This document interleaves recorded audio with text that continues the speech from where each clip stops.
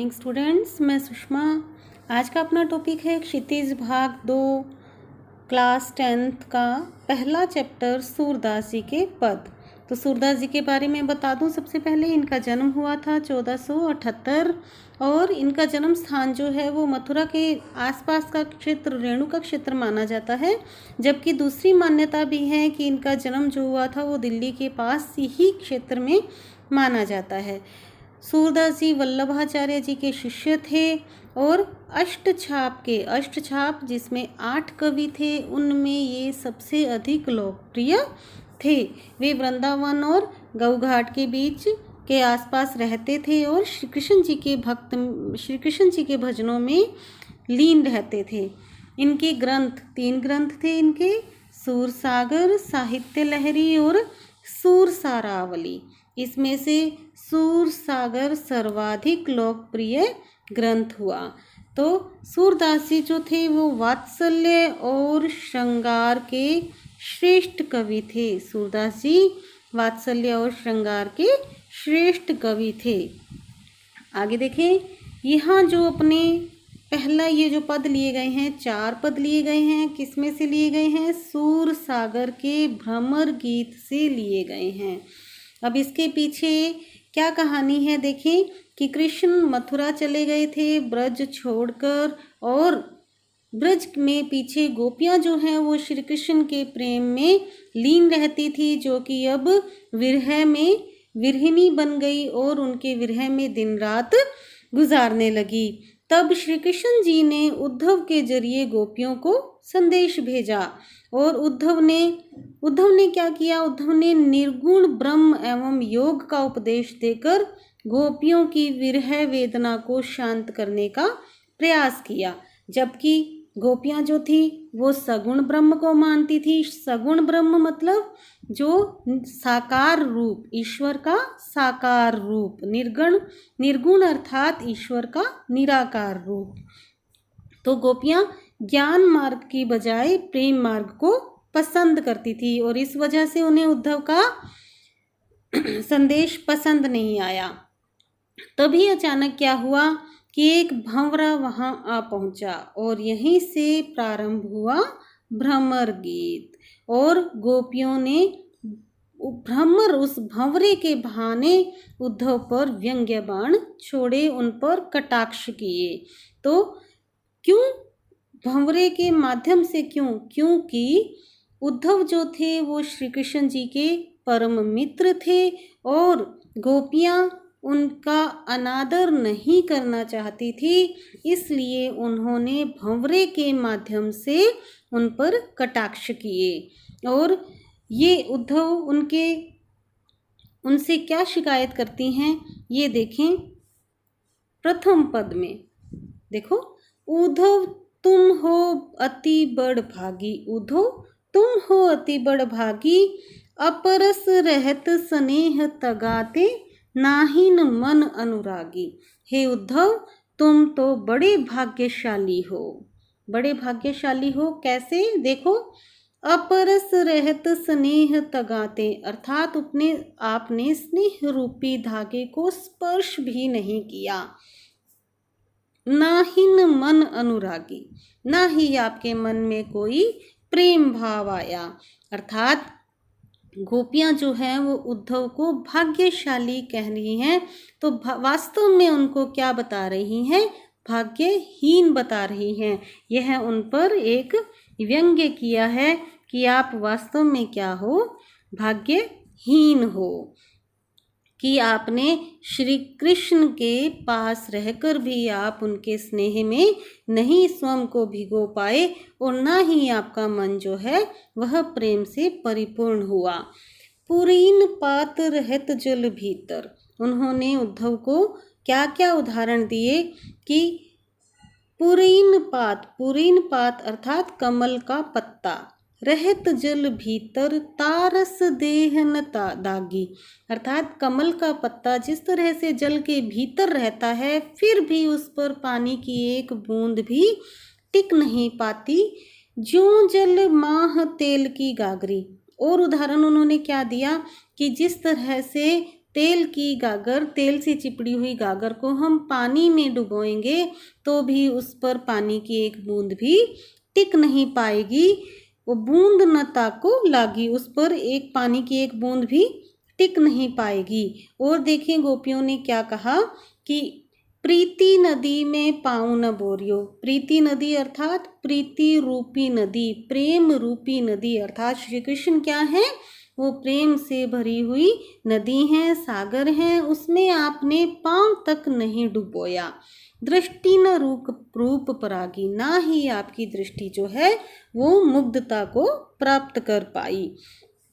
सूरदास अबला हम बोरी, गुर चांटी जो पागी। सूरदास जी कह रहे हैं कि गोपियां भ्रमर के माध्यम से उद्धव को कह रही हैं कि हे उद्धव, हम तो अबला और भोली हैं, और जिस तरह से गुड़ से चींटियां लग जाती हैं और उसे छोड़ना नहीं चाहती, इसी तरह से हम श्री कृष्ण के प्रेम में रच गई हैं, अब उन्हें हम छोड़ना नहीं चाहती।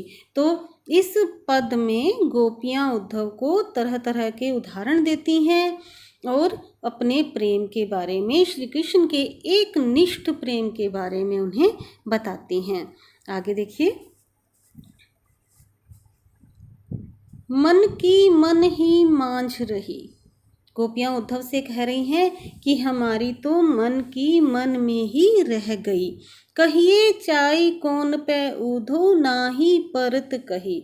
हे उद्धव, अब हम किसे जाकर अपने मन की व्यथा बताएं, अब तो हम किसी से भी नहीं कह सकते।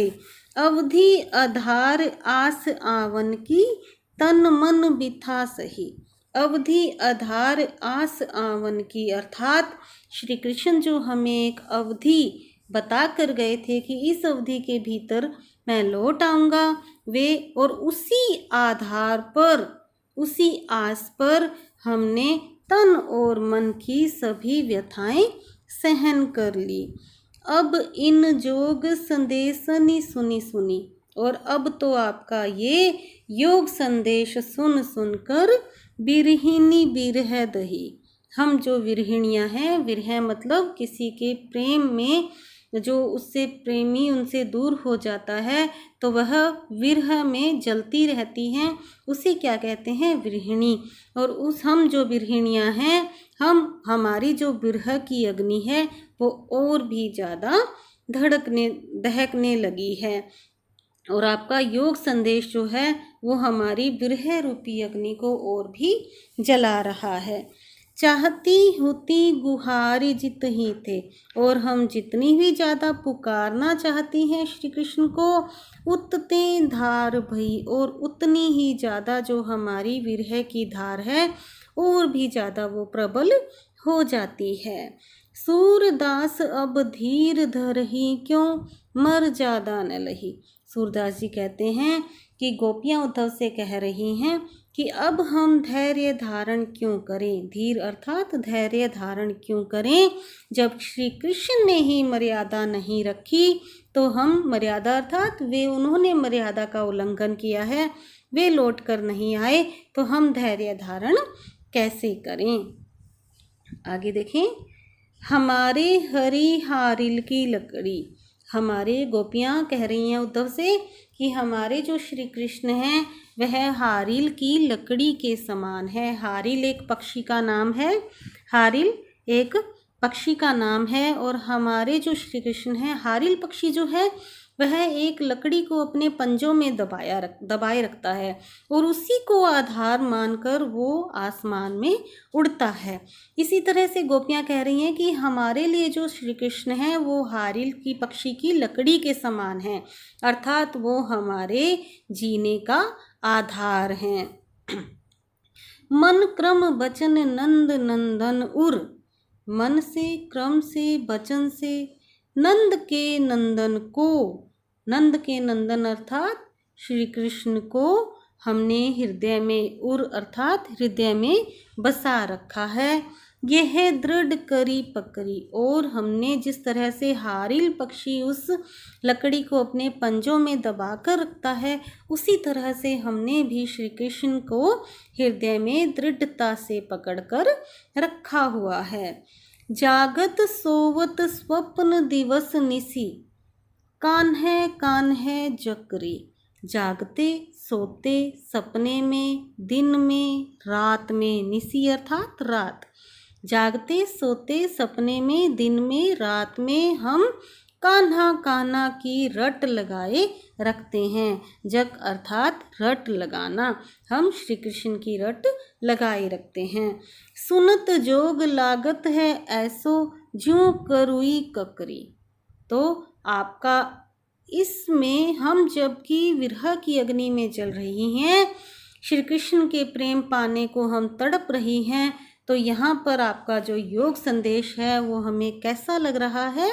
जैसे कड़वी ककड़ी हो। हमें आपका योग संदेश कड़वी ककड़ी के समान लग रहा है। सूतो व्याधि हमको ले आए, देखी सुनी ना करी। आप तो हमारे लिए ऐसी व्याधि लेकर आ गए हो, ऐसी पीड़ा लेकर आ गए हो जैसी हमने ना कभी सुनी और ना ही कभी देखी। तो यह तो सूर तिन ही ले सौंपो, जिनके मन चक्री। तो गोपियाँ उद्धव से कह रही हैं कि सूरदास जी यहाँ पर क्या कहना चाहते हैं कि गोपियाँ उद्धव से भंवरे के माध्यम से उद्धव को कह रही हैं कि यह अपना जो योग संदेश है यह उन्हें जाकर सौंपो जिनके मन चंचल हैं। अर्थात जिनके मन चंचल हैं, अर्थात हमारा मन तो श्री कृष्ण के एक निष्ठ प्रेम में स्थायी है, स्थिर है। हमारे मन चंचल नहीं हैं जो इधर उधर भटकते रहें। जिनके मन चंचल हैं उन्हें जाकर आप अपना ये योग संदेश सौंप दो। आगे देखें, हरि हैं राजनीति पढ़ी आए, समुझी बात कहत मधुकर के, समाचार सब पाई।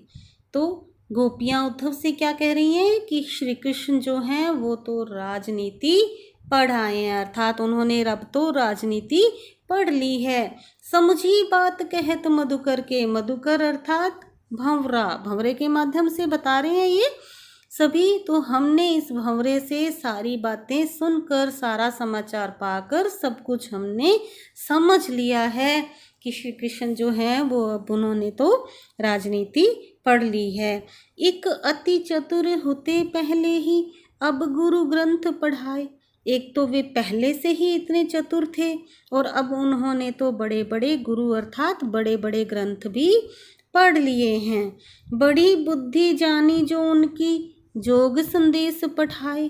अब तो उनकी बुद्धि जो है हमें लगता है कि कुछ ज़्यादा ही बढ़ गई है, जो उन्होंने हमारे लिए स्वयं ना आकर योग संदेश को भेज दिया है। पढ़ाए अर्थात भेजना, हमारे लिए क्या भेज दिया है? योग संदेश भेज दिया है। आगे देखें, उद्धव भले लोग आगे के, हे उद्धव पहले के लोग, आगे मतलब पहले के लोग बहुत भले होते थे। परहित डोलत धाए, जो कि परहित अर्थात दूसरों के हित के लिए इधर उधर डोलते फिरते थे। अब अपने मन फेर पाई हैं, चलत जो होते चुराए। हमें तो अब हमारा मन वापस चाहिए जिसे श्री कृष्ण जाते वक्त चुरा कर ले गए थे। ते क्यों अनीति करें आपुन, जे और अनीति छुड़ाए। श्री कृष्ण स्वयं ही अनीति कर रहे हैं, अन्याय कर रहे हैं, जो दूसरों को अन्याय करने से रोकते हैं वे स्वयं ही हमारे साथ अन्याय कर रहे हैं। अर्थात अपना प्रेम संदेश भेजने की बजाय, स्वयं आने की बजाय उन्होंने हमारे लिए एक शुष्क योग संदेश को भेजा है। तो वे हमारे लिए ही हमारे साथ भी अन्याय कर रहे हैं और जो हमें दूसरों को अन्याय करने से रोकते हैं। राज धर्म तो यही सूरदास जी क्या कह रहे हैं कि गोपियाँ उद्धव से कहती हैं कि राजा का तो यही धर्म है, जो प्रजा न जाहि सताए, जो प्रजा को कभी भी न सताए। राजा का यह कर्तव्य है कि वे प्रजा की सुख दुख में साथ दे। तो श्री कृष्ण हमें छोड़कर क्यों चले गए हैं? आ गया समझ में बच्चों सबको?